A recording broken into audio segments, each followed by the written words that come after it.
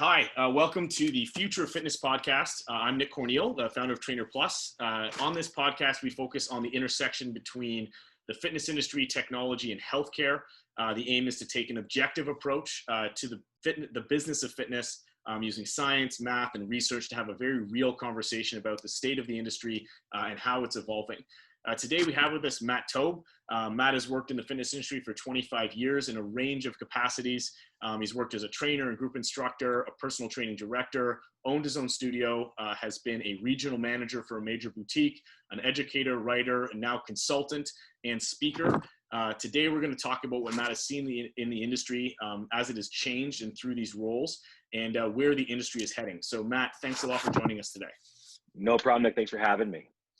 Great. So I'm excited to have you on because I've known you for a little while now, and we've discussed how the industry works, how it needs to improve, and for the most part, we have a lot of agreement on that. But I've noticed more recently become even more outspoken and direct about this, especially through the time of COVID and the pandemic and the changes the industry is going through. So I wanted to give you a chance to sort of explain some of this, provide some context for it. Before we kind of jump into that and into that writing and stuff, just maybe to sort of set the stage a little bit. How did you get into the fitness industry in the first place? All right. So my story goes back, I got into the fitness industry, when I was younger in high school a bit and university. I'd go to the gym, didn't really know what I was doing, didn't do a lot. But the big one, and so I understood it was necessary. I think it was more an aesthetic thing, wanting to work out, wanting to get bigger arms and chest and all that stuff. When I went to university, I was tiny. I weighed about 128 pounds. And when I came back from university, I weighed 256.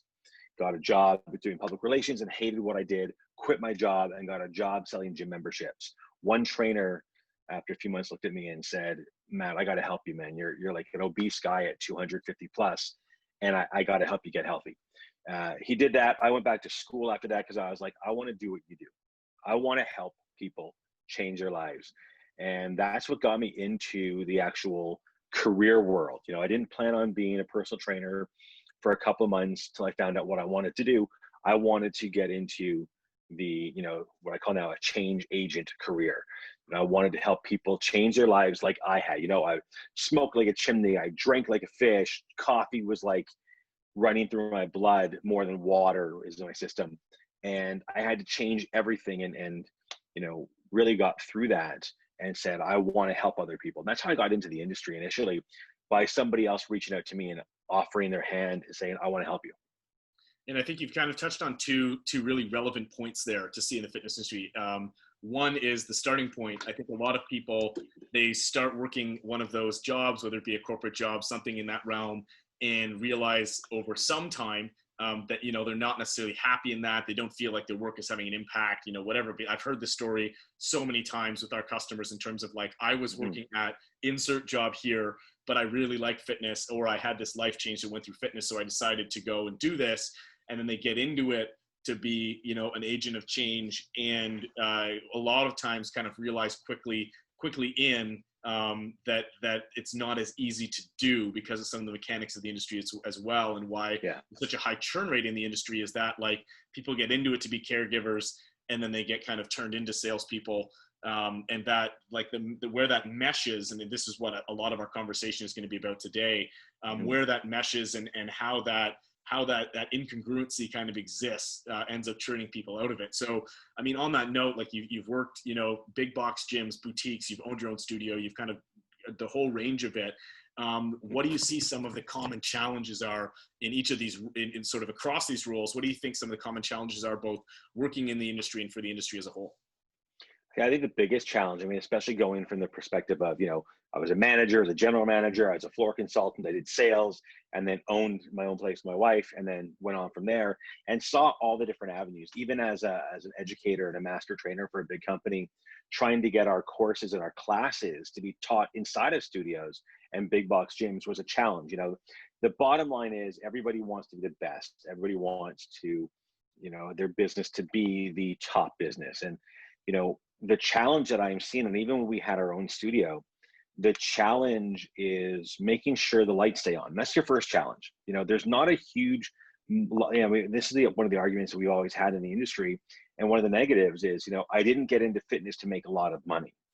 But yet most owners I know of franchises or of, larger big box, they have money, so it's who kind of gets the short end of the stick. And that's usually the people working and providing the services, right? So when we had our own studio, we invested a lot of money into it, and we had staff and we paid staff. And, I know how tight those margins are. And one of the hardest parts is you want to get the top instructors. And we paid, we're going back 10 years ago, we were paying instructors $50, $60, $75 an hour, $95 an hour for some classes based on their popularity and their ability, not just their diva-ness, not just their ability to draw a crowd, but why they're drawing a crowd. And so that challenge comes now still to this day, where people get into the industry, they want to make money, they want to help people. And most people I know in the industry can't afford their own services. And that's a really big challenge, going into the fact that most people now in the industry, I said in a podcast, somebody else did today, we're a gig economy, right? The personal trainers, the group X instructors, if they don't work, they don't get paid, right? So often, if you, a year ago, before this pandemic started, a year ago, if you walked into a gym, I'll guarantee you 30% of the staff in that facility were sick, had a cold, maybe had a fever. They weren't giving up work because that day of pay could have been $400, $500. Yeah. They're not going to give that up, right? So that's a big challenge. And that's $500 billed. That's not what they're getting paid out of that, right? That's just what the gym was taking, and they would get maybe 25 or 30% of that. So the challenge in the industry is that everybody wants to make money, but where do we get the margins going, right? You want a better place, a better location, and the rent is going to be higher. So everything gets up incrementally. But over the last 35 years, nothing's changed in the industry. The pay structure is the same. 25, 35 years ago, getting paid $25 for a class for an hour was amazing. We're talking 35 years ago. That was good pay, right? Back when they used records, I actually know somebody who did that in their aerobics classes. Well, when you're still getting paid $25 an hour in 2020, that's a problem. My son can go babysit and come back 4 hours later with $25, right? He's 13. There's something missing, right? Yep.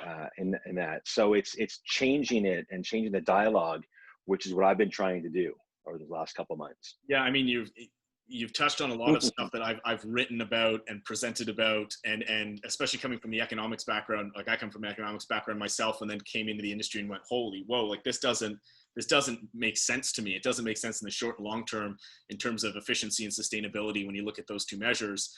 And there's all kinds of numbers, to show, and you're right. Like I've been an advocate for this, of like, we need to rethink this business model, because it doesn't work for any one of the stakeholders, really. Like, it doesn't work for the end user. They're not getting the help or support they necessarily need. It definitely doesn't work for the trainers and the staff, because they don't get paid well. They don't get paid for the hours where they're not directly working with somebody. And that becomes harder. That becomes long days that you only get paid for certain hours. It drives the price of training up, which makes it prohibitively too expensive for the end user. Running a gym is expensive. You've got a lot of overhead. So you get into these business models that, are kind of predicated around that. So yeah, you're absolutely right. We're needing to see a change. And I think that with COVID, with the pandemic, it's kind of forced that in a way, maybe not as quickly as we have, but there is a real opportunity here to evaluate it, whether people like it or not in this industry. It's going to have to change, because the old model of like membership access based, it's not going to work with limited capacities, and there has to be more of a shift towards services. You might see the model. I think you're going to see the model kind of flip on its head a little bit, at least for those that survived kind of through it. So it kind of takes us to the next part, and I'm sure we'll get more back into the bigger mechanics of it as we go. But obviously with the pandemic, that it's changed the dynamics of the industry. You've seen, a lot of material and content, and I find, to be honest, a lot of the content is not very realistic for how the industry works. You see a lot of stuff that's put out there, like just switch your business online, like, and then that all of a sudden you're going to have the same business model online and it's going to work. And now you have way more increased competition, so there's way more supply happening. The demand is increased only slightly relative to the supply that's out there, so it's become even more competitive than it used to be. And pricing is been, people are discounting pricing. It's just a bit of a mess. We're going to have to rethink this. But for you, obviously, you've written some pretty direct opinion pieces about this, and about the industry, and responding to articles, sharing research that's come out. And unlike a lot of people who are just always going to flip everything to the positive for the fitness industry, is the nature of, I think, how people in this industry are work. You've talked very realistically, very honestly about the industry itself, and taken a much more direct approach to the stuff that's come out during the pandemic, and it's given you a voice to do that. So I just wanted to dive into that a little bit. What about, like, this time in particular? I know you've always been pretty direct, but what about this time in particular has kind of motivated you to take this more direct approach in the content you're putting out, and the opinions that you're kind of putting out there? Well, it started over the last few months, obviously, when the pandemic hit, and seeing how the fitness professionals and the businesses were reacting. So it started off at the very beginning. They were starting off more as a post on social media, a long post on social media on, when everybody shut down, and we didn't realize at the very beginning how long this was going to be. I mean, most people thought 2, maybe 3 weeks. So fitness professionals, being as great as they are and wearing their hearts on their sleeves and being the most passionate people I've ever met, said, you know what, let's do this. I don't want your results to fail. Let's keep going. I want to motivate you. I want to inspire you. We're all going through a troubled time. And they became the cheerleaders, and they went online, boom, right away, absolutely for free, which took away a lot of what we can do. And by doing it for free, I wrote articles saying, hey, if you're working for free, stop it. We're already at a point where, prior to the pandemic, trainers and instructors were cannibalizing our one another by, this is my experience, these are my years I've been doing it, this is my specialty, this is my charge, this is what I charge per hour. Well, then somebody else comes along and says, well, I don't have all that experience, but really, training is training, and I'll charge you $20 an hour, because they want to get their foot in the door, right? They just want the clients. And so we already are having that issue where we often forced, the consumer to kind of look at us, lack of a better phrase, like we're a joke, right? We're not taking ourselves seriously, because I'm not going to go to a dentist and say, or an orthodontist, like I do with my son, say, hey, he needs braces. What do you do? Then go to somebody else, say, hey, I want your business. Can you give me a better deal? Then no, they both went to school. They both had their overheads. Yeah. These things cost money. Maybe they'll give me $100 difference. You know what I mean? But at $8,000, right? So that was the first start of it. And then when all these people were being laid off, realistically, because it was expensive. You can't afford as a business to pay people who aren't working. Some did the best they could for a couple of weeks, as limited as they could. Then it was like, whoa, this is gonna take longer. We can't keep paying you for the next 5 months. We'll run out of capital before we get to open again. But then asking those staff to, hey, would you mind teaching for free? And for the sake of the members. And it's like, whoa. So that really got me going. And it was in Canada and the US and Australia that was doing that. Yep. And I had people reaching out to me like, what do I do? And I said, listen, you know what? Don't do it. Like, do it if you want to. But really, if you feel like you've got so much else going on at home and this is stressing you out, and you're worried, like, don't work for free, because again, that's going to take it down a notch. And I was once an owner. So as an owner operator, I would have turned around when things worked out and said, okay, I'm going to pay you this much money. Well, that's not what I got paid before. Yeah, but you did it for free. And that starts a harder conversation. Yeah. Or even people who felt that they had to teach for free in fear of not being rehired. And, nurses didn't have that. Store clerks didn't have that if they had, the grocery store. If you didn't feel comfortable working at the grocery store and that's where your job was, they gave you time off. So I just kind of felt that really got me started with that. And then seeing everybody kind of say, okay, well, it's been 3 weeks now. I've been doing it for free, and now I got to make some money because I'm not making any money, and the benefits haven't kicked in. And then all of a sudden they tried to charge $10 and boom, nothing. They they were gone, right? So we unintentionally shattered our business, shattered the industry by offering for free and then telling people, hey, we'll do this for free for you. I had one person who I actually called out privately and said, her post was, hey, if you really need to work out, let me know, shoot me an email, I'll give you a call back, I'll give you a free 6-week program because we're all in this together. And I ended up messaging her saying, I tried saying the same thing at the grocery store when I went to go pay, that they can give it to me for free because we're all in this together.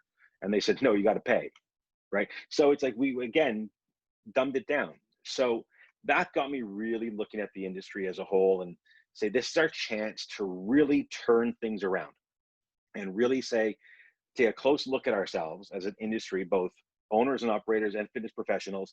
Say, okay, how do we change this? So for the starters, if you're doing a Zoom workout, we'll make it professionally. Now you got to step up and be professional. The ones who did well went out and they bought a mixing board, $200-300. They hooked it up to their computer, so their music and their microphone was together, right?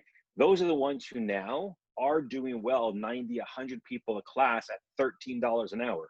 They're not, they created a new model, right? They're not going back to the gyms. Not if you're making, $900 a class. Yeah. Right. Yeah. And they're the outliers, right? But they took the time to invest into it. And then it started going more and more, was this the end of group? I would look at an article that was not so pro industry, and I would kind of combat that article. So I wrote one, is this the end of group fitness as we know it? No, it's the end of it temporarily as we know it, because we're not going to gyms. Yeah. And I would talk about seeing the rise in the boutique boot camps over the last couple of years. I don't think group fitness is going to go away anytime soon. No. And it's, there are ways to do it. And there are ways, did I offer a couple here and there? There was also a mindset stuff. So I talked about how their mindset, it was kind of like looking at people. I did a few free classes, even though I said, don't do them, in April, when I saw that drop off of people not working out at all. Yeah. I'm like, you know what? I don't do it now. I'm going to step in and use my credentials and use my fan base and my network and say, hey guys, I'm going to offer this on Monday. It's a one-off, right? And like, oh my God, thank you so much. And I talked more of like, hey guys, you got to find something that's going to work for you. Yeah. Right. Like that's all you have to do to keep the momentum going. So when we do open up again, you're going to go back, right? Yeah. My intent was never to say, don't go to the gyms, right? My intent was to always say, things are shaking up. This is a new normal. And I'm going to be honest with you, every industry right now is trying to go back. Trying to go backwards. They're trying to go back to the normal we had. And that wasn't working in general, right? You have lawyers who turn around and they say like, we don't need the 20,000 square foot firm with a 5,000 square foot lobby, because we figured out that we can have our receptionist at her house and the lawyer at his house and everything. Like, there needs to be a switch. We don't need the big show anymore. Yeah. And so that was a lot of my take of saying, hey, let's revamp everything. Let's look at everything. Let's turn around and get together as an industry. Fit pros, we got to get together and stand together and back each other up. Yeah. Right. It depends on the model, right? Depends on where you're teaching. Yeah. How you're teaching it.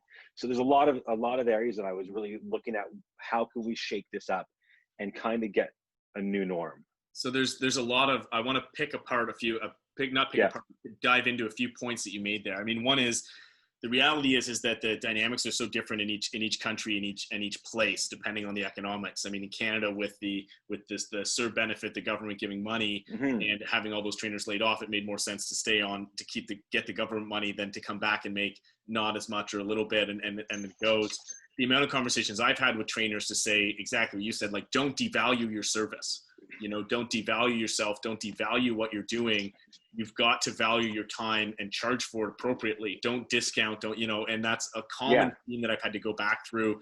And then seeing okay, I'm going to put content out and everyone rushed to it. And I just warn people, you're going to have a hard time monetizing this. This is not going to be sustainable. Think about sustainability. And the thing that that I kind of experienced and saw was people were like, okay, this is how I've done it. I've run group classes and I've sold training.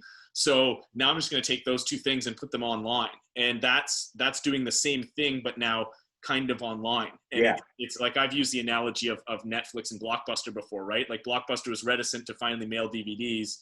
Then they did, and then Netflix switched to streaming and killed Blockbuster. And this is like what we're Right. going on in the fitness industry right now. So I guess one of the questions I'm curious about what you just said is why do you think it is that the fitness industry is so slow to innovate? I mean, we're seeing innovations and changes in, we've seen it happen in like adding a heart rate monitor to a group class and doing something a little bit differently, using an app to book in or something like that. But why do you think that I've seen a lot of like small pivots, but not big innovation? Why do you think it is that the people in the fitness industry are so slow to really like change or adapt to rethinking the business model, as opposed to just sort of making minor, like making sort of technical changes within that same old business model? The biggest one is, feet in the doors. We have been stuck in an industry where the model is, we have a big facility or a small boutique facility, and we can't keep the lights on unless we have people in the doors. Yeah. And we've pushed away from going virtual for years, because the idea was, if you put online, they're not going to want to come. And, I responded to one person who said something, they do an online program, one of the companies that has an app, and you can go online and do this and that. And they've been around for years, and it's great. And that's for that person, so everyone's looking at finding that dollar, right? And we're all fighting for the same dollar, but at the same time, people who are doing online programming are a different dollar. Okay, because they're not going to be going to the gym. They don't want to go into a gym. So what I found is that the reason we haven't changed is because we're not looking to get people working out outside of our brick and mortar. Yeah. Right. We're stuck in that brick and mortar. What was it? Mendocino, the retail company. I think it was Mendocino. They went and they just announced last week that they're not going to be doing brick and mortar. They're closing every single one of their brick and mortar stores in the country to sell exclusively online. Okay, well, they learned that they could make more money online. I went to a Best Buy during the pandemic to go pick some things that I had to get, and I had to reserve it online first, get in line, get to the store. It was ready for me, and I said to the guy at the front there, I said, "Let me ask you a question. Are you making more or less sales now?" Like what he has, we're actually making more sales because they're targeted sales. You can't come here to browse. You have to come here to buy. Yeah. That was it.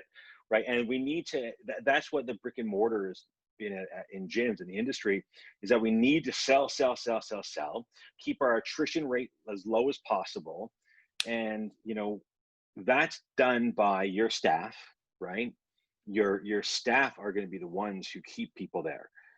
I've been in gyms that are not the cleanest years ago, because we know we're all getting better at cleaning, but they're going because of X, Y, and Z.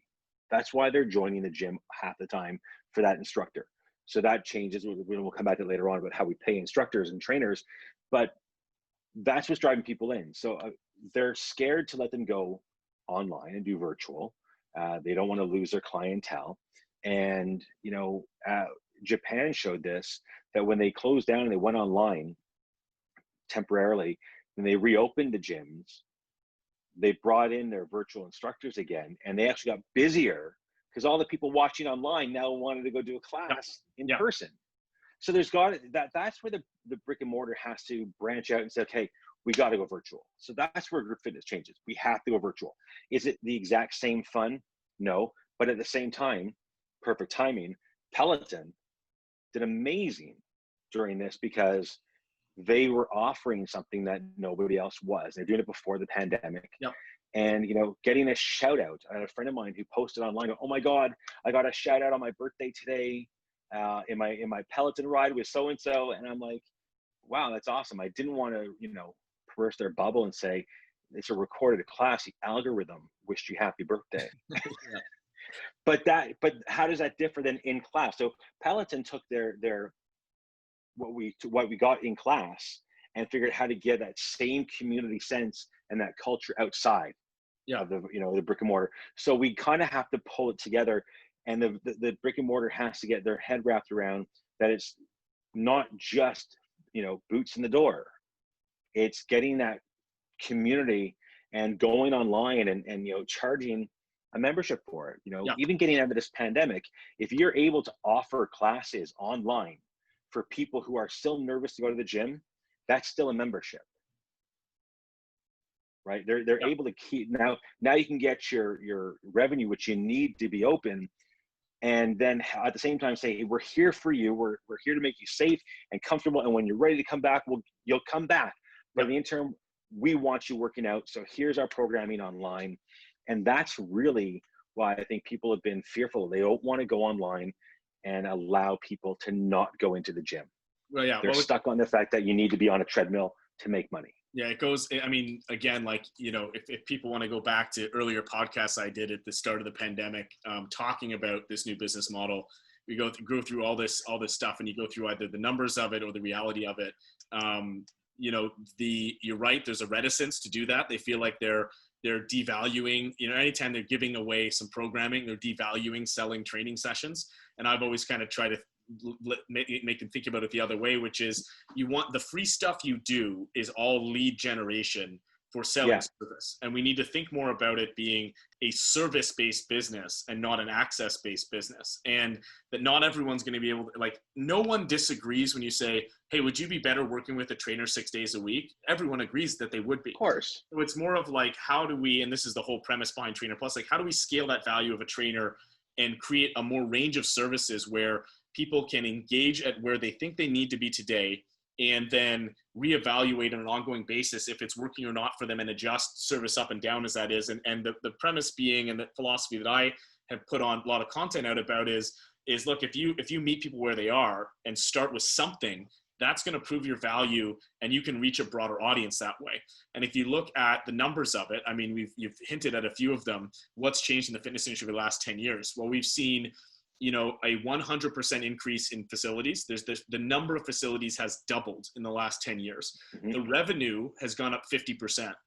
So it hasn't doubled. It's gone up 50%. And the engagement in gym memberships has gone from about 15% or so to about 17.2 in North America, mm-hmm. at least over the past 10 years. And so about the same amount of people are going to the gym, and there's twice as many options, and most of those people are just spending more money on some more options. That's really, if you look at the economics, you look at the numbers, that's kind of what it's bearing out, right? So everybody is competing for that same 17%, with a better mousetrap, a better offering, whatever it might be, which there's no way that that's sustainable. And that's where it comes back to, how do we reapproach this as a service? And how do we engage that? And if you're actually offering services that aren't predicated on people necessarily coming to your gym, now your potential customer pool is much, much larger.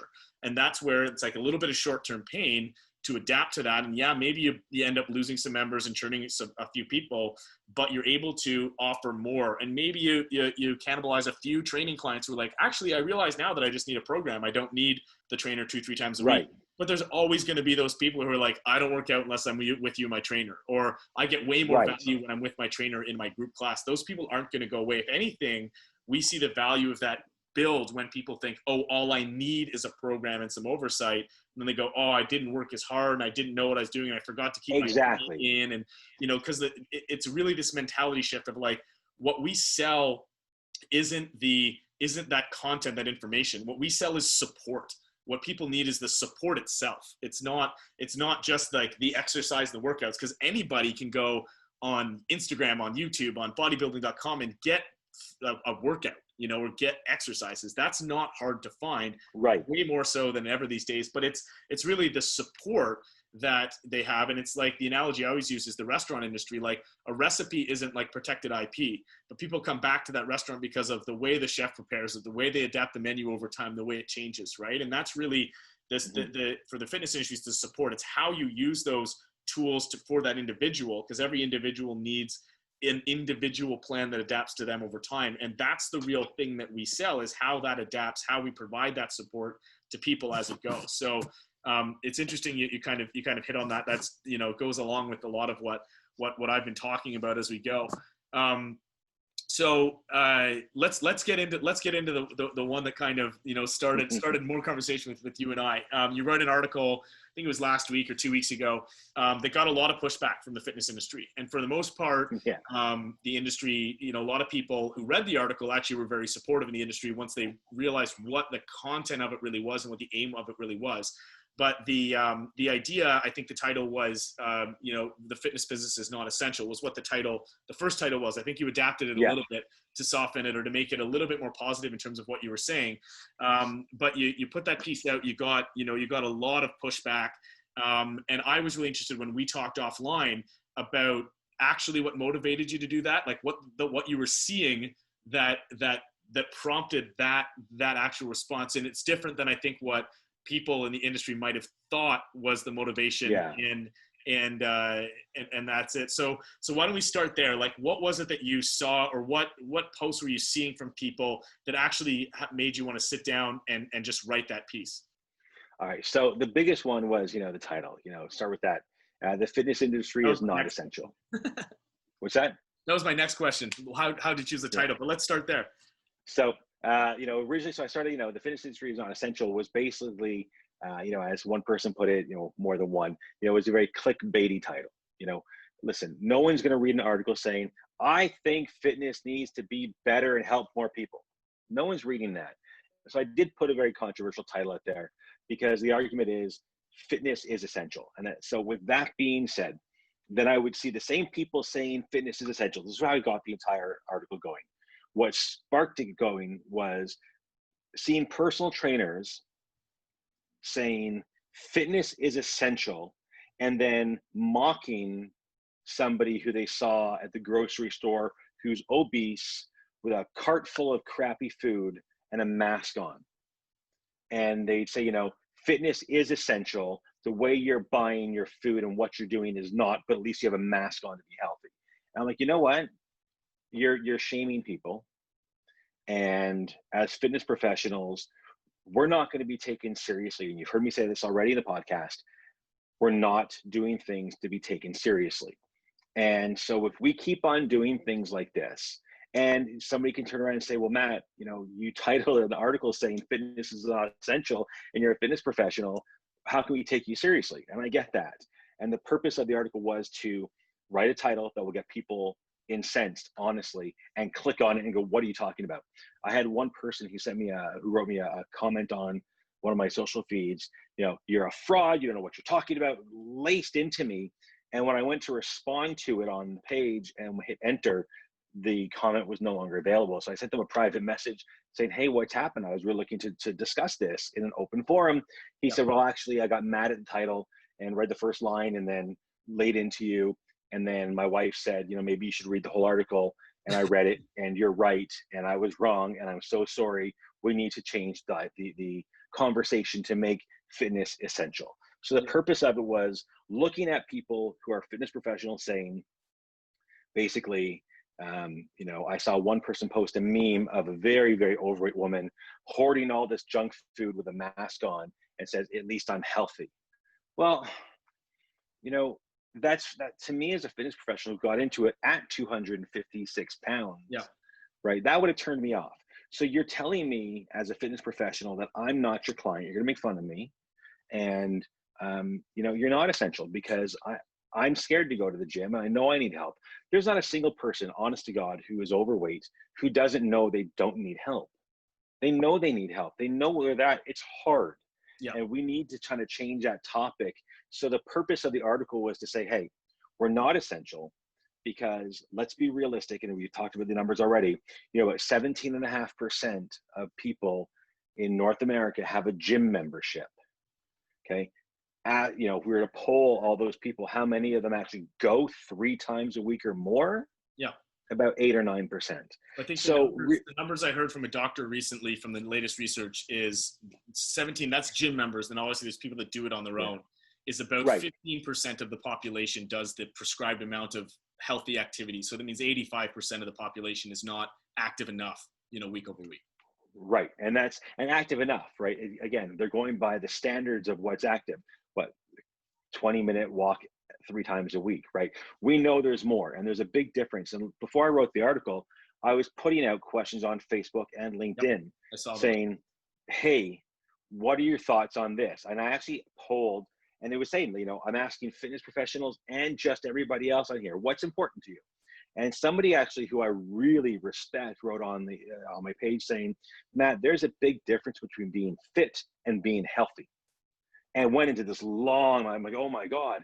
And they were right, because I was lumping in fitness and health into one word.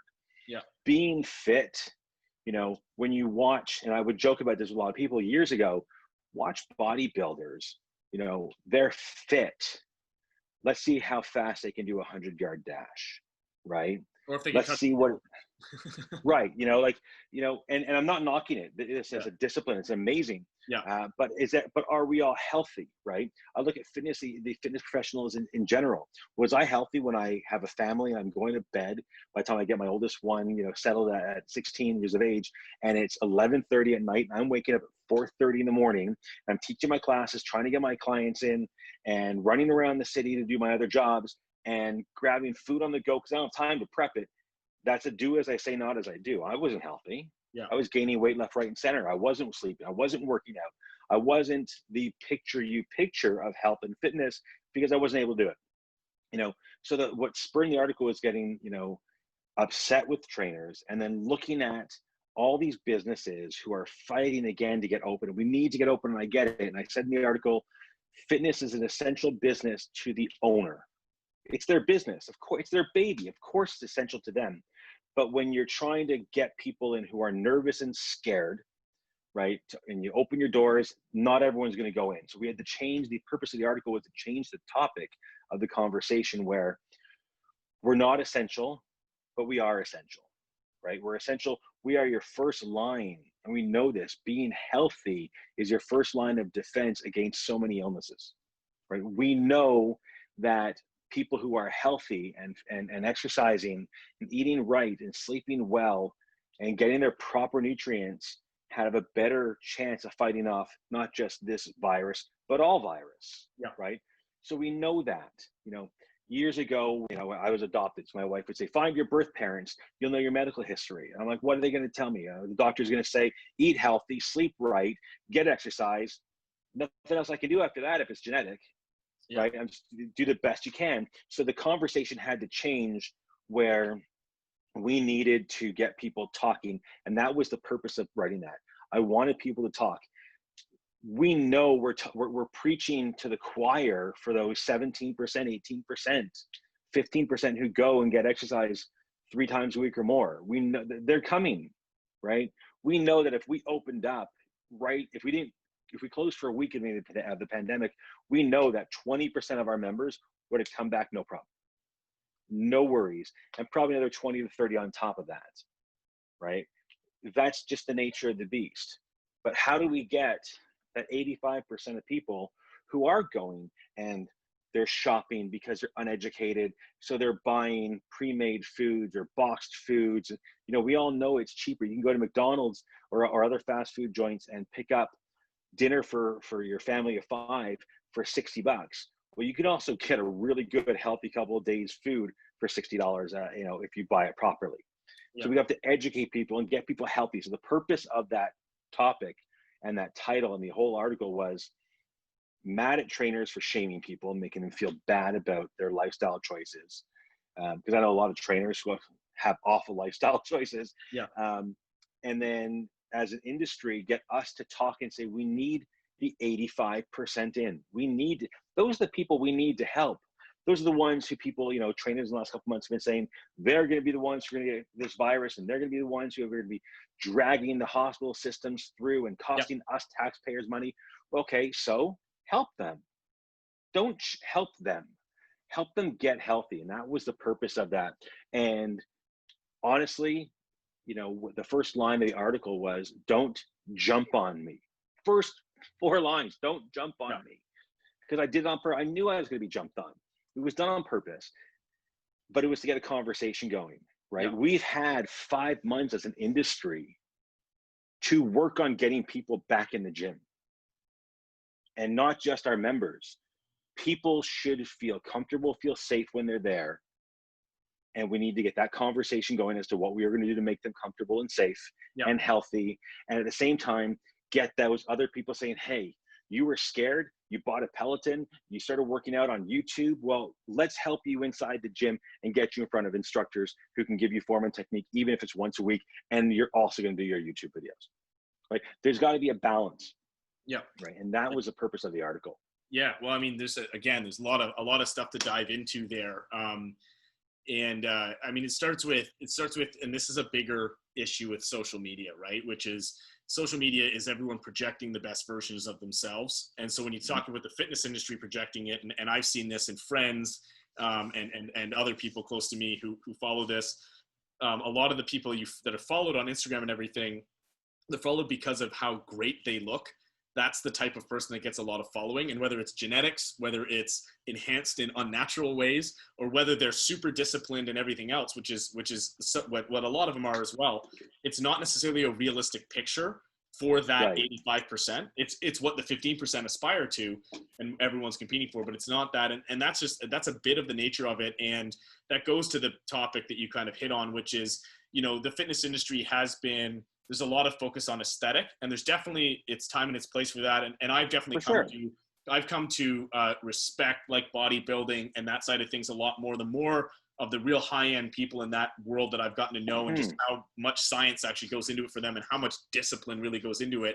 As a former professional athlete, like I can fully respect that dedication and a lot of the stuff that goes there. But it's again goes back to public perception of when everything they're seeing is that jacked, super fit person, and that's not what they are, and that's not necessarily what they aspire to do. And that's going to have its place, that aesthetic appeal, but really the broader category is health. And if you look at the bottom line in numbers again, and this is something that I talk about, and I talk about even with investors in Trainer Plus and where we're going with the platform, the healthcare market, the fitness market is about 35 billion in North America, US North America. The healthcare market is 3.3 trillion. It's 100 times larger, right? And you, not only that, so it's a way bigger market. The amount of percentage of that healthcare market that's spent on preventative medicine, by some estimates, it's at most 2%, but it's most like better estimates have it less than 1%. And that's on like mostly genetic screening and things like that. That's preventative, as opposed to activity and fitness as preventative care, even though we know it's the number one form of preventative care, and treatment in a lot of cases is getting active and getting moving. So when it comes down to talking to the fitness industry about that, like the opportunity of engaging that at 85%, it's also the opportunity of, I know the economics is what drives a lot of decisions, because you're running a business and you don't go into business to trade 4 quarters for $1, right? So, but this is the bottom line that I'm trying to get people to understand. Like, if you can reach that market, it's way larger, and there's dollars to be made there, rather than competing with everybody else on these same 15 or 17. It's the same dollar going back and forth. Yeah, and it's just like that change, I think, is very scary for a lot of people. And I mean, I see why it's interesting, the article, because it did spark conversation. It sparked backlash for sure, and I know you heard about it. I mean, I heard about it. So I know you definitely heard about it. I heard about it. And the whole point was like, it started a conversation, and this is the conversation we're having today. And hopefully this can help continue to spark this conversation moving forward about exactly how the business just needs to adapt and needs to realize this, to not only be more sustainable for everybody, but actually play a bigger role and make people, have a focus on health that's making people healthy. And that's going to save, in Canada, it's going to save our healthcare system. In the US, that means saving insurance dollars, which drives insurance down, which saves everybody money, depending on the system itself, because we know dollars spent on prevention save dollars on treatment. It's funny for me because it's taken a long time with all the stuff that I work on and Trainer Plus works on the side of Trainer Plus to make fitness part of healthcare or a bigger part of the healthcare system. The US is more incentivized because it's the insurance companies that are paying for the treatment. So they've crunched the numbers and they've realized like, hey, if we can get people moving, and that's why you see like wearables, stream classes, subsidized gym memberships, they're becoming more and more prominent than insurance companies are pushing on their not just in group benefits, but also on the health insurance side in the US. So you're seeing that churn, but it's not practically hitting the industry. So what do you think it's going to take Like, what changes do we need to see happen in the industry, specifically in the way that they do business or the way they operate, that's going to help sort of catalyze that change into being more in the health, business. No one argues that a lot of, not everyone in fitness, but most people are health focused. They've got a more health focus in other industries for sure. And there's an aspiration to be a health based business, and health and wellness being the business that they're in by definition. But the practicality of it, as we've talked about, there's a gap, there's a distance between practically how the business operates today, to be focused on health and wellness, relative to what they aspire to be. So what changes do you think need to happen in the industry for it to evolve into more of a health focused business and ultimately become part of the healthcare conversation? Honestly, I think the first step is to change what our overall goal is. Our overall goal in the industry needs to be about health and wellness. Yeah. Okay. And hitting that education point. So, small changes that we can start doing, clubs offering that freemium, I call it, right? That free content about education, right? How to do certain things, how to cook certain ways, the right things to buy. Everybody goes online. Everyone's got there's all these different diets. Well, what diet works? Well, they all work. It's a diet. It's a verb, right? It's a noun. I mean, diet's not a verb. It's a matter of changing our outlook on what our overall goal is. Our overall goal is to help as many people as possible get fit and healthy, right? And when I say fit, I'm going to start from the inside out, right? We need to get a stronger heart. We need to get a stronger overall immune system, right? And then it builds out from there. So start having that mindset from our industry of, if we start focusing on the inside, all the other benefits externally will come along with it, right? My wife, who's in the industry as well, would always say, this is for show, and would turn around and say, this is for go, right? So it's like, we got to get the whole body moving.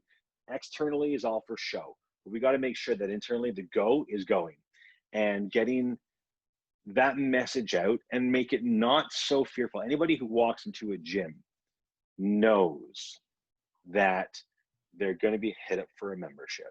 They're going to go through 5 objections, right? Because we know that by the 5th objection, the average human being will say yes on the 6th time. There's a science to sales, which is great.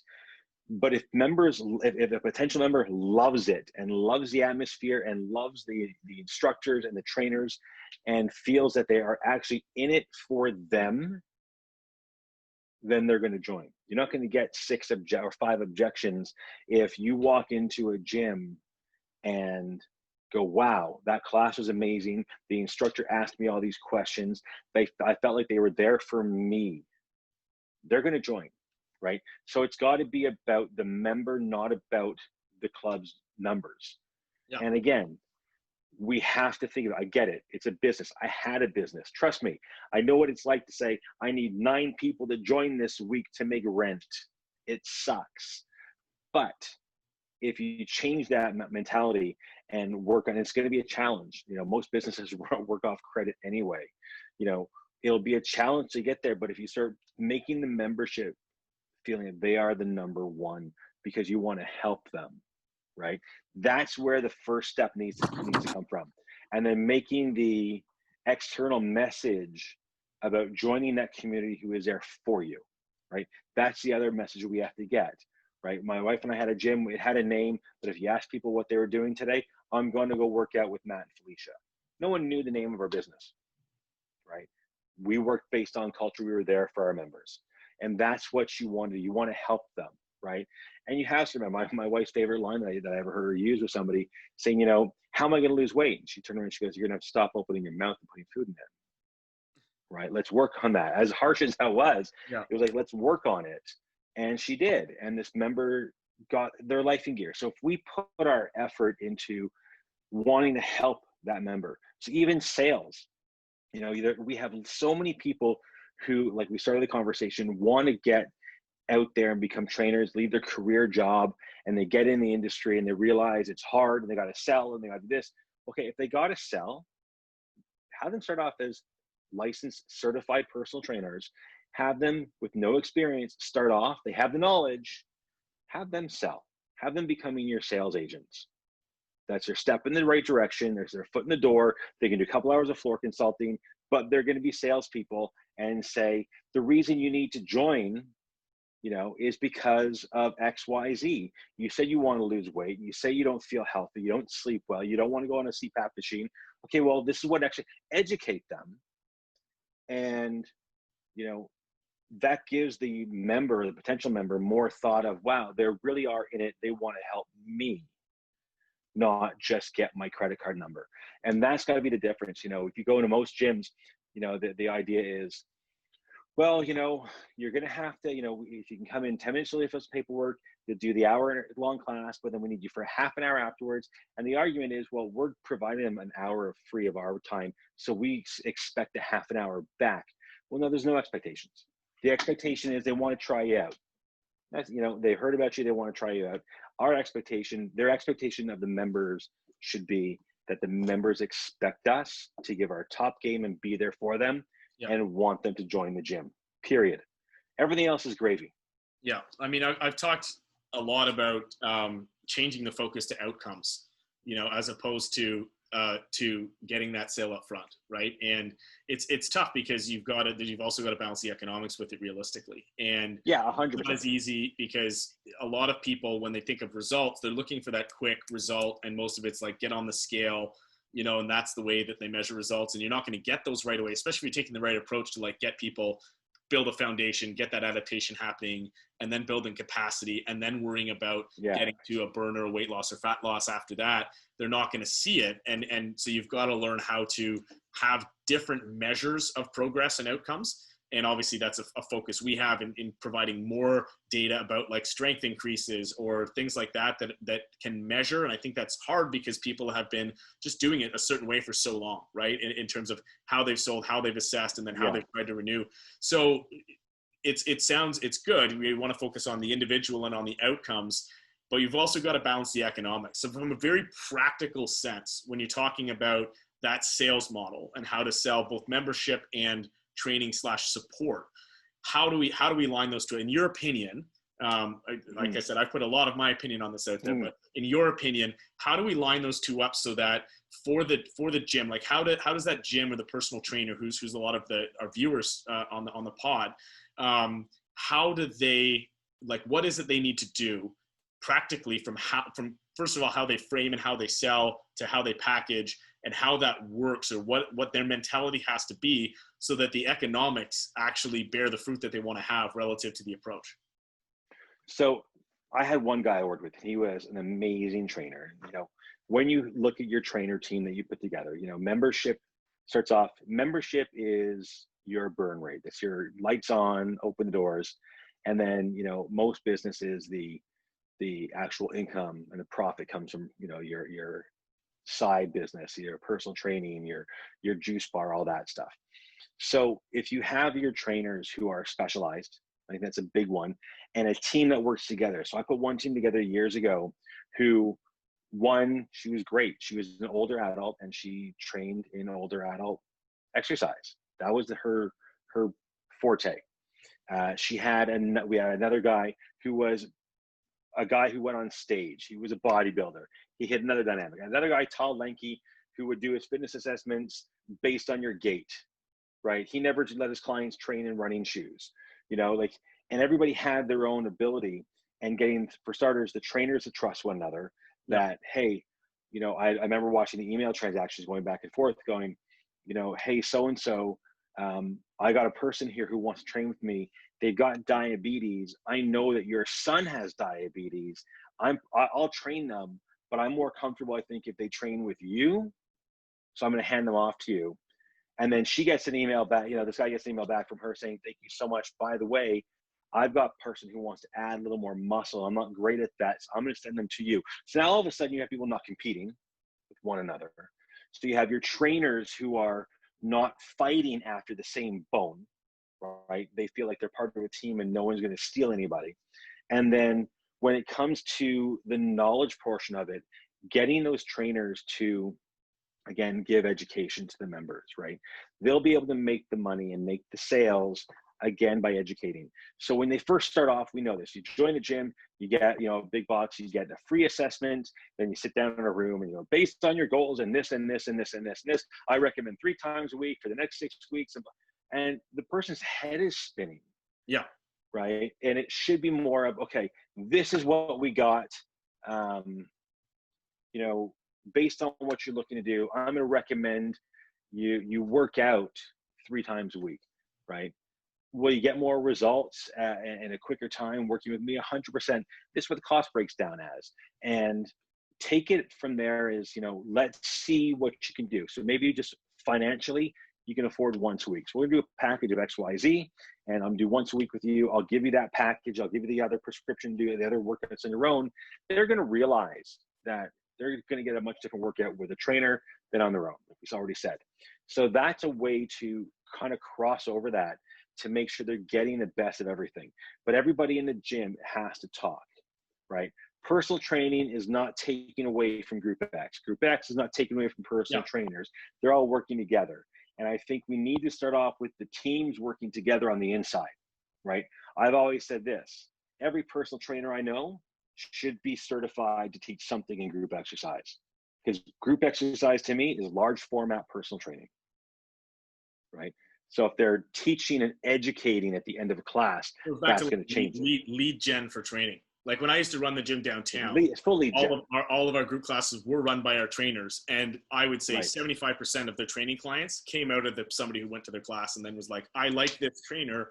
I want to get sessions from them. And then when we planned, it was, okay, so you've got, your classes you're doing on Tuesday and Thursday, and then you're going to do strength work Monday, Wednesday, Friday. Why don't we make Wednesday the one you do with the trainer? They'll give you the homework for Monday, Friday. And all of a sudden you're seeing this package kind of build on itself, right? This blended service. And it was, and it's got to be a blended service. And that's where people are missing. It's funny for me, like the curve of like watching it go.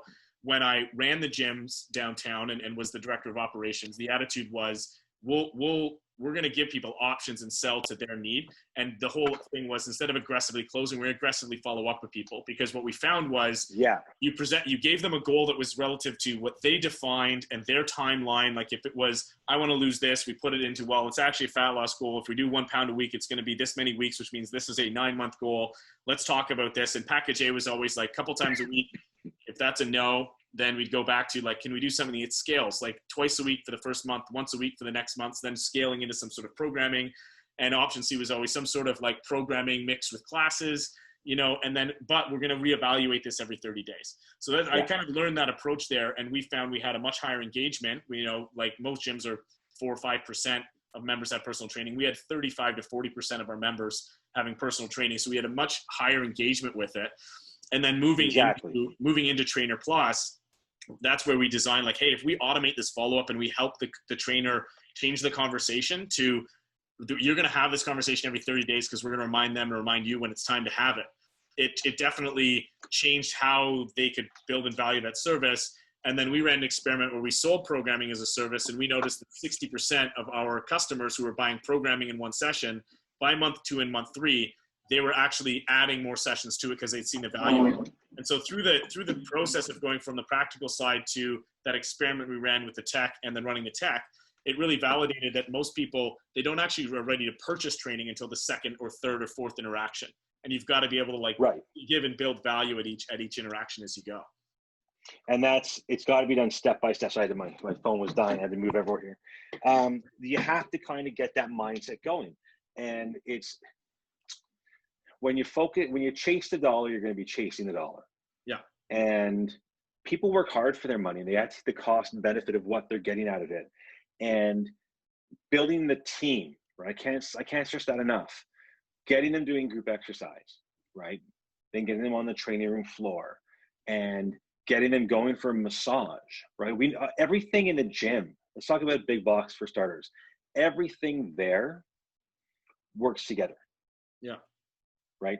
A member can go 7 days a week to a gym and do something different every single one of those days, right? If you want a rest day, go for a massage and a steam, right? That's a day, right? If that's your escape. So there's a way to balance it off that the industry needs to stop focusing on just the credit card number, right? This is about long-term health and fitness. And if a member feels you're in it for them and you have their best interest in mind, they're not going to go anywhere. And they're going to tell every single person about you. Yeah. And that's where it is. You know, one of the biggest compliments, and I could say this as a Group X instructor, is when somebody walks into my class and says, I was told to come to your class by so-and-so and so-and-so. I apparently am doing my job. That's not an ego thing, right? That's this is why you're going to watch after my form. You're going to motivate me. You're going to make me not hate myself for it. And I've seen this. You know, I've had people who, when they're working out, have a look on their face in the class where they're on their knees, and you see the look of defeat, right? And I would walk up and say, hey, listen, this is hard. This is your fourth workout like this. It's going to be challenging. So do me a favor. I give an option. Do the option, right? And if you need to, just do something else for a few seconds. Take a break, but get back, because this will get easier. I promise you. Yeah. Right. And I built up my business over the years of saying, I am, and this is even with my consulting stuff, I am here for you, right? I'm only as good as you get, right? If you're getting, years ago, I had clients. I mean, any good trainer, I learned this, will fire a client. And I have fired many clients. I had that conversation yesterday with a trainer about, you know, when she realized, this is when I realized what, you know, like how I needed to do this and why I wanted to be in the state. This is the first time that she sat down to fire a client and was really direct about it. And the client spent 2 hours convincing her that she wanted her, she would take it seriously, and then became one of her most dedicated clients. And that's a real point, I think, with a lot of trainers, is realizing that. Well, it's hard if you're getting a paycheck, you know, getting someone your hour time, and they're renewing every single time is great. It's great income, right? But if two things, one, if they're not telling anybody about you, that's not good. Well, or if they're canceling sessions, you're not getting paid. Right. But the other one is if they're not getting results because they don't take it seriously, and they're just, you know, you're their trainer for the hour, right? On Thursday, sorry guys, can't do lunch, I got my trainer. They're telling people about it, but there's no change in their body, there's no change in their mindset. No one's coming to me, right? So being able to say, like, I'm going to fire you because you're not doing what you can. You know, this one trainer who I had, it was amazing. I ended up having to build a 50 class pack, a 50 trainer pack for him. You know, we had 5, 10, 20, 30. I ended up making him 40, then 50. Somebody walked up and said, hey, John, you know, I wanted to buy a 3-pack. He's like, I don't sell 3-packs. They're like, what? Because that's 3-pack. You're going to be late the first one. You're going to cancel the second one. The third one, you're going to show up because you have to, because you paid for it. Not worth my time, not worth your time. You want to do it, you want to get results, buy 10 and we'll go from there. I was like, that, because he actually had his best interest, their best interest in mind, but also didn't want to waste his time. And that's where I think the industry has to start changing. I know so many places have that in mind. They do want to get that, but they've got to get it in a way where they're treating the staff well and then doing their outreach stuff. And outreach has to change. Their outreach needs to be with trainers, right? Where they got to be paid for it. And the problem is this: do I want to spend 4 hours on a Saturday doing outreach for a company to bring people in for less money than I'll make in an hour training by myself? Right? So there's got to be like, how are we going to benefit every? So there's that economic factor as well. So trainers don't always want to do it. Look at that outreach with trainers, because they're the ones who are going to be your cheerleaders. Hey, this is why you need to do this, and ask me questions, and come on in, try my class, try a session with me, and then you'll see what it's like, and we can go from there. So there's got to be that whole end game of changing lives. It goes down to that blended service, and this is something that, I mean, touching on the Group X thing, and we're going to put some content out sometime in the next couple of weeks, because we've seen a lot of people be really successful with the 4-week challenge, the 6-week challenge in using the software, but they're using a conjunction of, I'm going to do 2 classes a week. You get access to those classes, and I'm going to give you a program to do on the other days. And you sort of like, option A is like, just do my classes, it's this price point, classes with the program is this, and if you want some of my one-on-one time, it's this. Like, we've seen that blend be really successful in the pandemic, because people aren't sure what they're going to get when they're working out at home, if they're going to follow the class. And so you give them that option. But then because it's a 4-week challenge or a 6-week challenge, at the end of the 4 weeks and 6 weeks, they talk to each person one-on-one and said, okay, you did option A, B, or C. How did that go? What do you want to do moving forward? And they've built the value. And I mean, that's something that I kind of really, really try to emphasize with trainers is, and they're way more comfortable selling that way. Oh, okay, look, they don't feel pushy if they're pushing the package. They're saying, hey, listen, I know my value and I want to give it to you. And here's the options.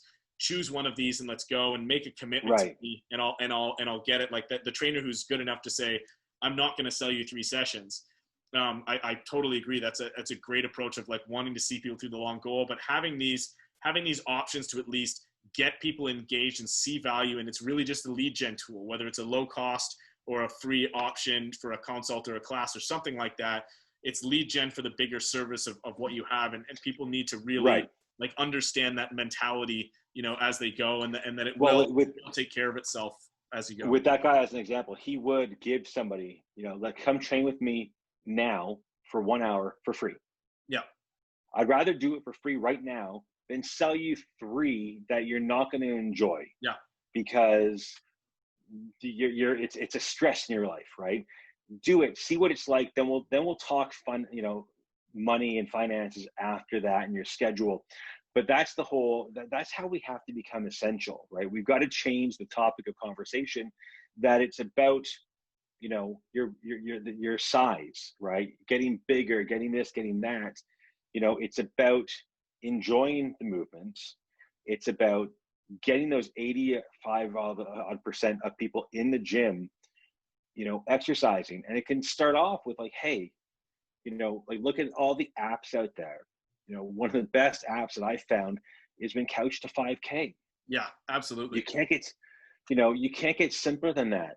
And every single one of those people then don't do 5K to marathon. They usually join a gym, right? They're stepping stones, right? We've got summer, so again, during this pandemic, these 5 months, especially in Canada, where we only have 15 minutes of good weather, right? Then it's winter again.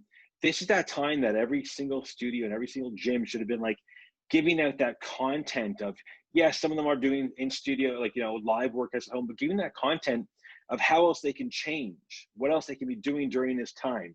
It's not just about the workouts, right? And then when the time is right, because you're going to get a lot of people, I know a lot of people who are members at, gym A, but are watching the workouts on gym B, and they're going to be going to gym B. Yeah. Right? Because they're providing different content. And that's what we need to change, right? Most of the people that I know who bought a Peloton, they're going to the gym usually. Some people I know use it as an excuse because they got nothing better to do and it became a thing to do. I get that. But there's no accountability on the other side, right? It's just group accountability. Right. There's no, and this is what the behavior change science would show, is that most people are intrinsically motivated to get to that 6-month mark where they get to a lifestyle behavior change. They need that extrinsic motivation to get there, and then they need the knowledge to get there. And that's where it comes down to a good fitness pro, whether it's in a group class, it's a combination of group and one-on-one, it's online programming, it's whatever the blend is. And it's interesting you mention it because I work with a company called GoGet.fit, and it's a doctor who's made this app, and it's based in behavior change science. And the first question they ask people, it's prescribed by doctors to patients. It's about the 85%, right? And it's prescribed by them, and they take it. And the first question I ask them is like, do you want to get going tomorrow? Put your shoes by the door. And then we're going to remind you to go walking for 5 minutes. And 2 of the most amazing studies that I've seen from this, and I don't have the exact numbers off the top of my head, so I'm going to approximate them, just like fair warning about this. But the one stat was if people had a program and a coach of this sedentary population, 86% of them were still active at day 70 with the combination of those 2 things. They're getting reminded on their phone, and they know there's a person on the other end of it who's providing them that support and that accountability. 86% of people who were previously sedentary, which is just like out of this world. Like, I couldn't believe that number when I heard it from the study they did. And the secondary part of it, which is really interesting, it goes to what you're talking about. And this is what's really hard for the fitness industry to understand, but the science is there on it, is they did 2 groups. And one group, they told them what they should do. And the other group, they said, here's options A, B, and C. Which one do you want? And they said, I want B. And then they said, okay, you've chosen B. Here's a couple of things you can do in B. And a lot of the crossover between A, B, and C anyways, right? But they picked and chose, they chose the pathway to getting a very similar program that was going to the first group. What was interesting was that first group, and again, these are the numbers I'm not 100% sure about, but I remember the first group was like their activity level increased, about 90%, like everyone got this, and they were totally sedentary before, so they got more active. They were like almost a double increase in their activity on average. The group that chose their own path had like a 220% increase in their activity because it was their plan. They were empowered to take it. And it speaks directly to just the human psychology of it. Both of those things. One, that people needs to be theirs. They need to be empowered to make the decision, to make the choices, and then make ongoing choices as it goes. It goes back to like the research I did, where they chose programming, but by month 2 and 3, they were adding sessions because that was their choice to kind of get going. And a lot of them were people that were already regular gym members who just wanted a program. They weren't necessarily that sedentary population. And the secondary part of it is like, if people have what to do, but also have someone to hold them accountable and guide them through it in whatever capacity, they're more likely to get there. And if they're likely to get there and you're the reason that catalyzed that change, they're going to stay with you in the long term. And if they fall off, they're going to come back to you when they need to come back to you as well. So there's just it helps future-proof your business as you go. And it just kind of shows that mentality. And that's one of the reasons I'm excited to work with the group with this app, is because it's a really practical use case in in healthcare where we see it, which goes to like the subject we're talking about, and getting back to that a little bit. And we're getting pressed on time a little bit, but we'll get some of this better information here too. Yeah. So we talked about like what you thought the industry needs to do to kind of close that gap down and be a little bit more focused on health. Do you see a day where do you see a day where you think fitness as preventative care will be covered in some form by healthcare and insurance? And if so, what do you think we actually need to do to get there? Okay, I do think it will be covered eventually. I think the cost of providing coverage from insurance companies far outweighs the cost they would spend in care afterwards. So preventative is cheaper than the care they'll spend afterwards. Yeah, we've got to start showing as an industry we're serious, and I think that's where we're not being seen. And going back to even though the article I wrote is that we're not being taken seriously. We're not seen as an industry that's there to help people. So we need to start changing the outlook that people have on us. We need to start looking at what people see and how they see us. So I think that will change. And I think the change needs to come with the numbers and showing that we're serious about what we do. Years ago, I worked at a gym long before anybody else was doing this. And there was a really big office, a few floors up from us. And that part of their salary package was in the first year of employment, they will pay 33% of the gym membership if they go 3 times a week. Yeah. And then year 2, they would pay 66% of their membership if they went 3 times a week. Yeah. And then year 3, it was and we as a business would pull all those memberships every single month and their attendance record. Right. And we knew who they were. Right. So they couldn't come in, swipe and leave. They actually had to come and stay and do a class or do a workout. Yeah. And, there's been proven for business that being fit, being healthy reduces stress. It changes the amount of sick days someone's going to take. They're going to be more productive and blah, blah, blah, blah. Less pharmaceutical bill, all that stuff. It adds up on the benefits plan. Yeah. Exactly. So will we be able to get insurance companies to pay for it? 100%. And get involved in what we do? 100%. I think we need to get and it's going to be hard to standardize. I just did a podcast in Australia the other day about this. It's hard to standardize our certifications, but for the insurance company to work with our industry and say, okay, X, Y, Z certifications are the ones that we're going to look at the most. And there's going to be, A, B, and C, and D, E, and F, and different categories. Well, if your trainer has this, right, but then the cost benefit to it. if the gym is going to get, or if the coverage is going to come from the insurance company, then it's in the best interest of the business, of the fitness business that you work for, to help you get that better certification, right? Yeah. So we know that these things cost money. So, it goes full circle. If I want to get this certification because it's going to benefit me, okay, well, and I did this when I owned my own business, we would pay for a certain amount of the certification. Yeah. However, they had to work for us for a minimum 6 months afterwards to help pay that off, right? Like I'm going to invest in you. I want the commitment back. We're committing to you, commit back. So we can't standardize saying everybody has to have this, right? Because there are different certifications. There's different modules. Listen, I've hired people before. Okay, so what's your certification before? Well, I teach spin. Okay, so you have a module. You're not certified. Yeah. You're not a trainer. So there's got to be that standardized choices of selections. This is our top shelf of certifications. Yeah. Right. So I think that will help as well. And then making sure, again, the big one is that as an industry, we start taking ourselves seriously and stop looking at members as a credit card number. Yeah. Well, I think that's our biggest one. The work that I do on this on an ongoing basis. So, the stuff that I do. And I would say, and the way I framed it at times, it's kind of hits on the point you had, is that there's never going to be a college of personal training, like the way there is for physiotherapy and everything else. And you've got this range of certifications. And the reality is an insurance company isn't going to dive in and say, we recognize this one and not this one. They're not going to do that work.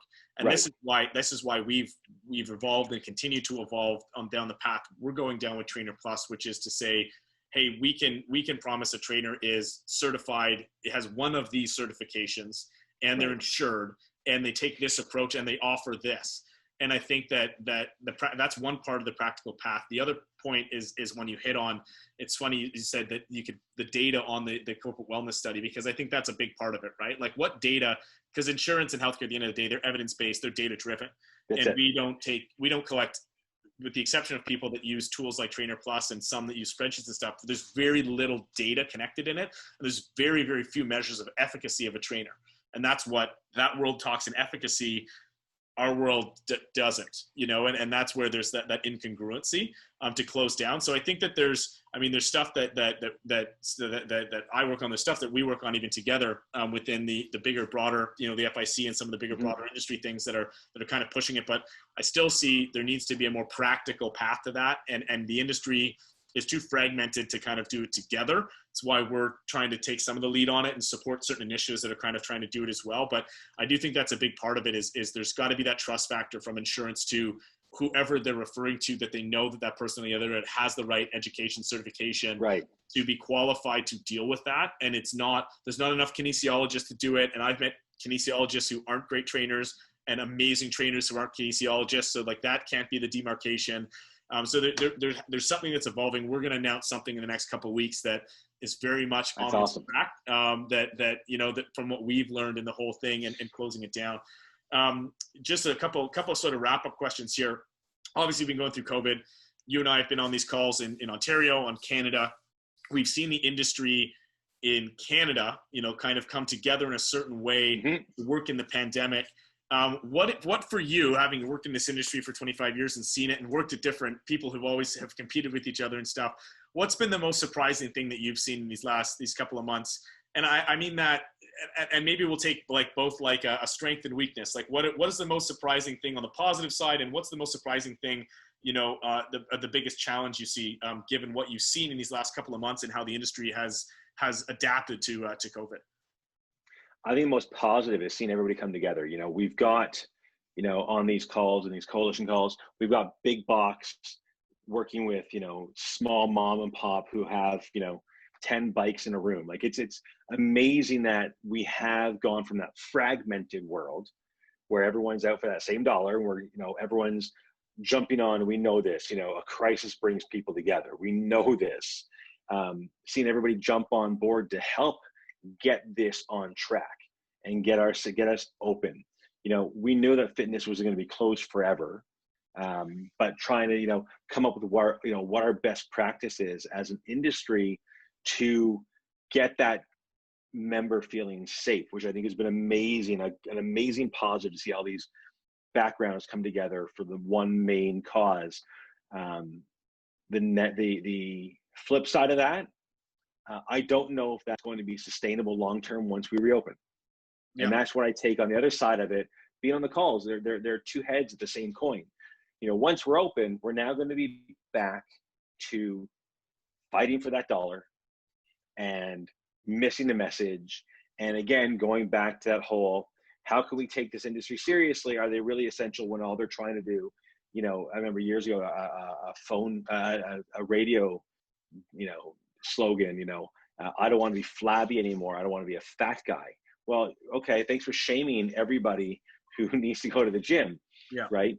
So it's how do we get them to, you know, everybody to continue talking and to continue to be on the same page and grow and say, we are in this together, right? We all know that we got to stay in business, but there are GTA alone, there are 7 million people who live in the GTA, okay? We don't have 7 million members going to the gyms combined, right? There's a whole lot of people out there that we need to work together, I think, as an industry and continue. You know, we got on board to work together positively to get open. What do we need to do? Who we need to talk to? I think this, I think we should do this. How about this? You know, with common ground. Okay, everybody, let's keep this conversation going. How do we now get everybody else in the gym? How do we get people going to exercise? How do we make them healthy and fit? And how do we change the way the world honestly sees us, at least in North America? That was one of my questions and just before I get to that public perception question, I would say for me being in this stuff and you know, I sit more on the side of being skeptical and sometimes being very critical of the fitness industry and how it operates. I mean, it's a bit of my role as a founder of a tech company that's changing, you know, how business is done in the fitness world. One, seeing everyone come together has been interesting. I was surprised at, maybe not surprised is the wrong word, but I was really, it was positive to see that the start of the conversation was how do we put staff member and public health first when we're putting together these guidelines to propose to the government? How is that the first thing we're looking at? Because they knew we've got to build back public trust. We've got to make this safe for people to come in. We can't have outbreaks happening in gyms because that'll set everybody back. We need to set a standard of it.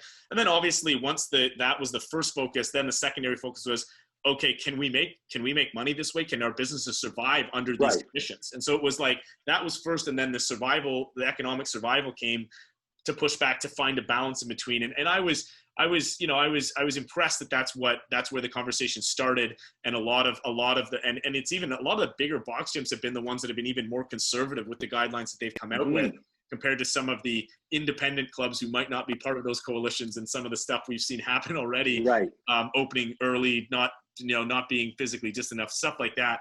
But for the most part, like everyone kind of came together. But you're right, it's this double-edged sword of whether, you know, I remain skeptical to see whether people will adapt to the things we've talked about, adapting the service model. I've heard so many people just say, I need to survive till I get back open. Now that I'm getting back open, I need to survive until September. And then I hope there's going to be enough people that come back in September because we've got public trust, and that I can survive until January and when there's a vaccine, and then I'll be good. And the amount that I've heard that makes me very skeptical that people are really looking at the numbers and they're really going to adapt, or they're really going to invest their time. And now that we've even seen reopenings, we've seen less people on these calls too. Like, will they invest the time to continue to work together as an industry to actually see this bigger picture of how we engage more of the population because they know they're getting it there for their health? I remain skeptical. I remain optimistic, but skeptical. I know there's a lot of work to be done. It takes people like you and I to drive that conversation. It's one of the reasons why, rather than being a cheerleader with encouragement and like some content, we're now changing our focus to being like, hey, this is how it's done. Come with us, gyms and trainers, if you want to participate in this ecosystem over here with healthcare. This is how you've got to do it. Yeah. And part of it has to be capturing data and taking a long-term approach to health outcomes, or else you can't play in this ballpark. So I think that there's like practical things people can do. So it'll be interesting to revisit this in like 6 months with you and I and see like what for sure happened. So this leads to my question that, you know, we've hit on it a bunch of times. And this is as much for the trainers and gym owners out there, because I think they're wired so positively because that's the nature of how people are that work in this industry. But you've done a lot of research. You've done a ton of surveys in this last couple of months of people. You've seen this. Looking at public perception of the fitness industry, let's start with the first part of this question, which is, what do you really think, in your real honest opinion, speaking to these two gym owners and trainers, what do you really think the public perception is of the fitness industry? In blunt terms, what do you think the public thinks of the fitness industry? I think the public sees it as a necessary evil. I think they know they need to work out, whether they go to or not. But I also think that, again, I'm going to keep going back to this whole, they've got to spend X amount of time getting a sales pitch, and they feel like they're going to be locked in a room. So I think that it's a look at of, like, I hate saying like a used car salesman, but the perception of the industry is that,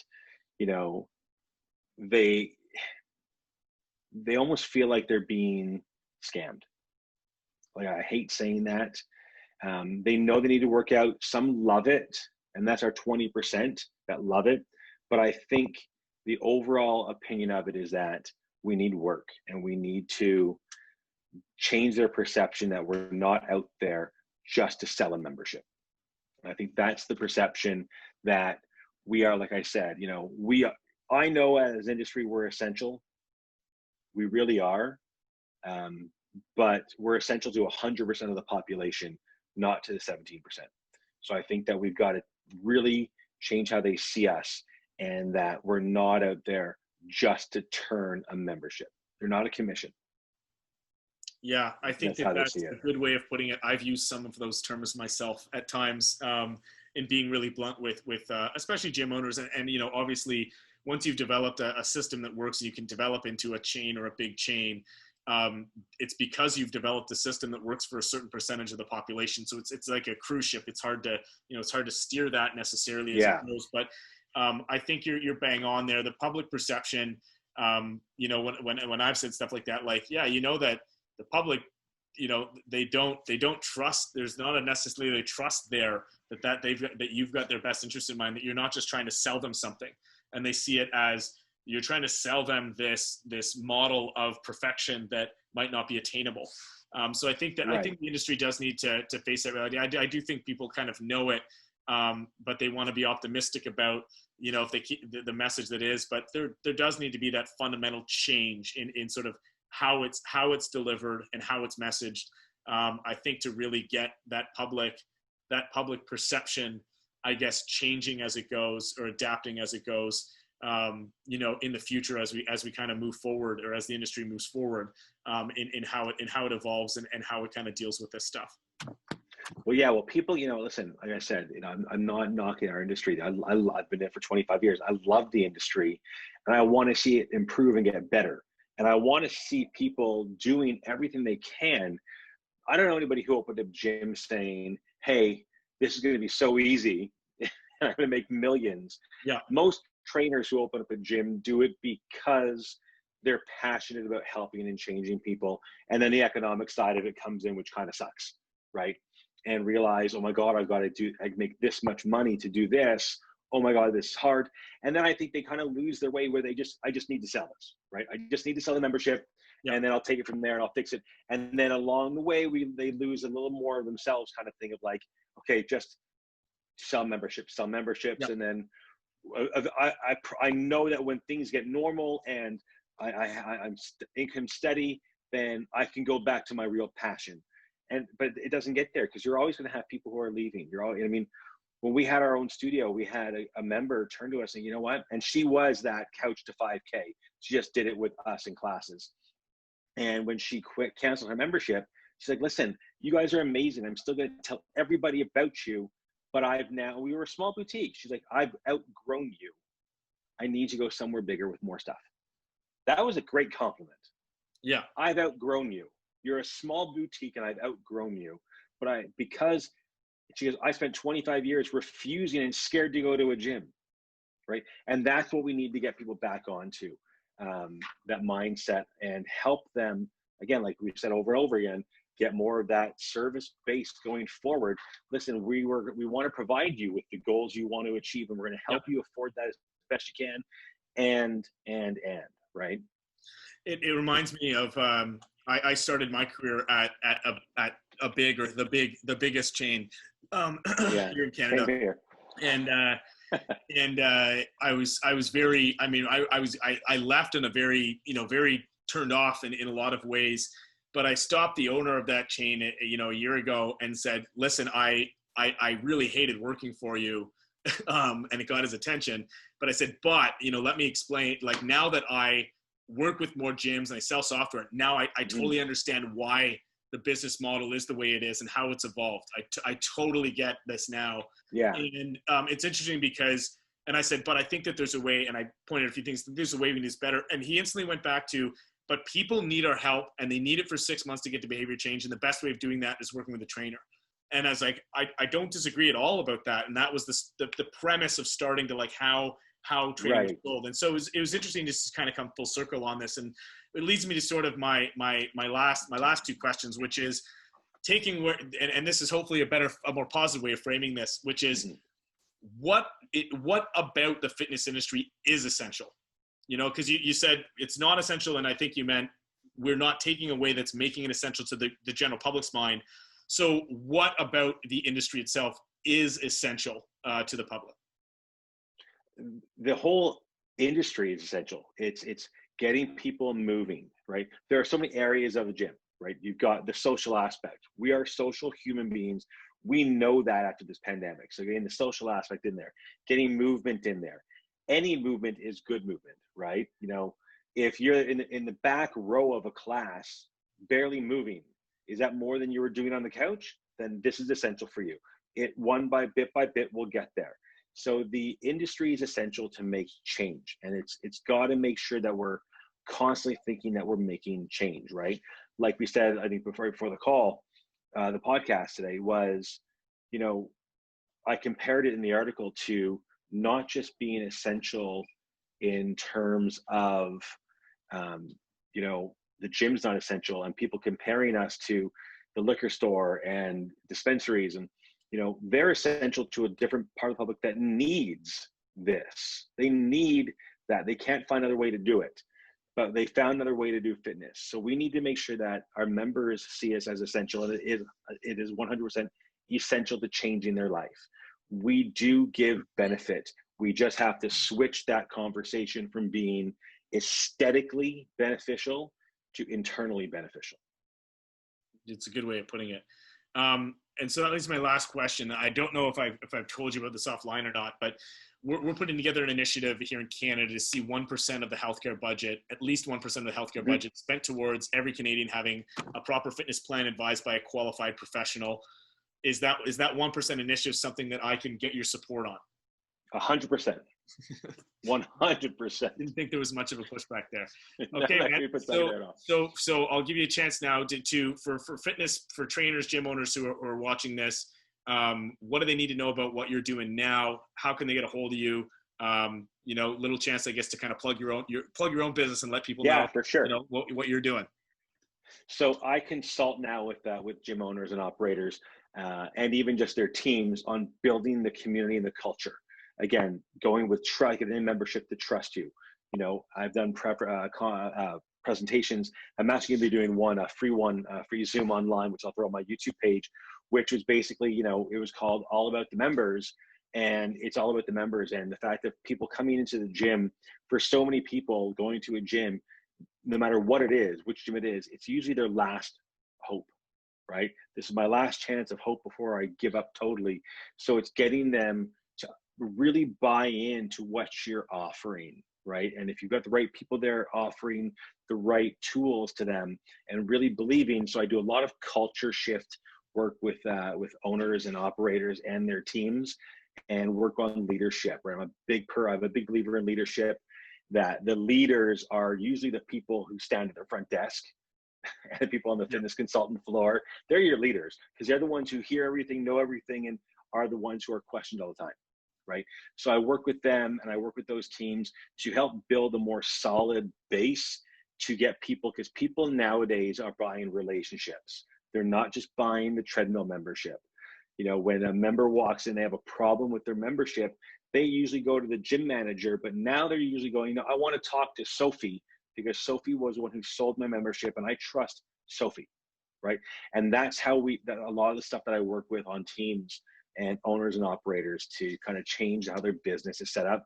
Because people, if they trust you, will go to you and will believe in you. So I do a lot of that. They can find that at my site, matthewtaub.com, MATTHEWTAUB.com, and all my social channels. I made it really simple years ago. It's facebook.com/MatthewTaub, Instagram/MatthewTaub, YouTube/MatthewTaub. It's all the same. So everybody can find me at one place. And I would love to work with anybody, especially in that culture realm, to change the dialogue, to get people to believe you. Because if they believe you and they trust you, they're going to bring their friends, they're going to send their family members. That's the biggest vote of confidence in your company. Great, and we'll make sure that we'll put that stuff in the description on the YouTube video. Awesome. We'll try and flash it on screen as well, depending on how our editing goes.